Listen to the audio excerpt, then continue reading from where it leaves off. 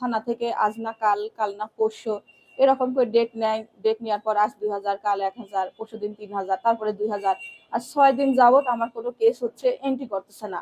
আমি তারপরে হচ্ছে তদন্ত অফিসারের কাছে যাই। উনি আমাকে ফোন দিয়ে ওই কামরুল মানে কামাল সারেক বলে যে হচ্ছে ইমিডিয়েটলি হচ্ছে কেসটা এন্ট্রি করো।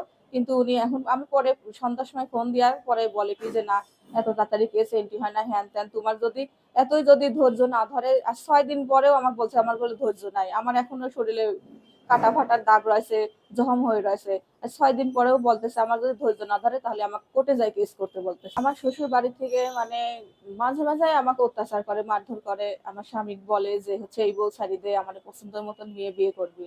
যখন আমার মানে ছেলে মানে ছোটটা পেটে ৭ মাসে, তখন আমার শাশুড়ি আমার স্বামীকে হচ্ছে অন্য জায়গায় আমার ননদের বাড়ি নিয়ে যায়, জোর করে একটা বিয়ে দেয়।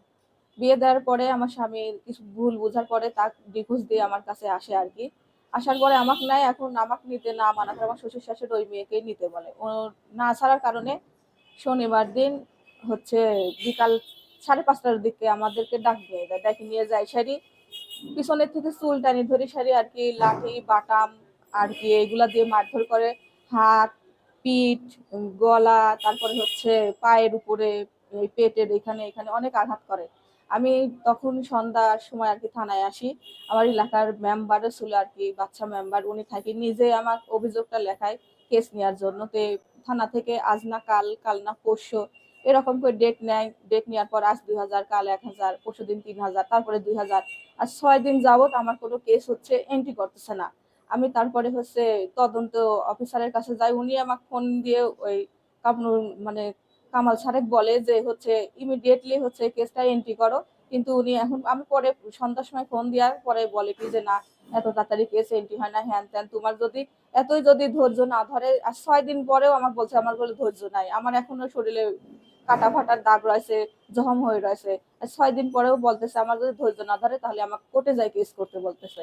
তো কোর্টে কেস করলে তো ভাইয়া ৭-৮ মাস সময় লাগবে তখন আসামি। আর আসামি আমাকে ফোন দিয়ে হুমকি দিচ্ছে যে আমি যদি নলদার আশেপাশে থাকি আমাকে মারি নাকি গুম করে দিবি। যদি আমাকে ৫০ লাখ টাকাও দেওয়া লাগে আমার মা বাপের, তাও আমাকে মারি গুম করে দিবি, আমাকে রাস্তায় পালিয়ে মারি ফেলা দিবি। কিন্তু এখন পর্যন্ত থানায় আমার কেস এন্ট্রি করতেছে না, নিচ্ছে না ভাই। আমি এর বিচার চাই ভাই। আমি থানায় বলতেছি আমার কেস এন্ট্রি করে আসামি ধরে নিয়ে আসুক। আমার এটাই দাবি, আর কোনো আমার দাবি নাই। আমি ওনাদের সাজা চাই। না, আমি মীমাংসা করবো না, আমার সাজা চাই। আমাকে মারেছে, আমি মারের ভিতরে বিচার চাই। আমার কোনো মীমাংসার প্রয়োজন নাই। আমি অনেক মীমাংসা করার চেষ্টা করছি আজ ৮ বছর ধরে, কিন্তু কোনো মীমাংসায় কোনো কাজ হয় নাই। না, ওনারা বলেছে মীমাংসার কথা যখন হচ্ছে মানে থানা থেকে পুলিশ তদন্তে গেছে, পুরা এলাকার লোক যখন আমার সাক্ষী দিছে আমার পক্ষে, তখন ওনারা ভয় পাইসারি লোক ধরেছে যে মীমাংসা করব। কিন্তু মীমাংসায় তো কি বলবে, মীমাংসায় করে তো আমার এই মার উঠে আসবে না ভাই। আমি এই বিচার চাই, মারের বদলে মার বিচার। মানে আদালত যেটা করে, পুলিশ প্রশাসন যেটা করে, আমি সেটাই চাই।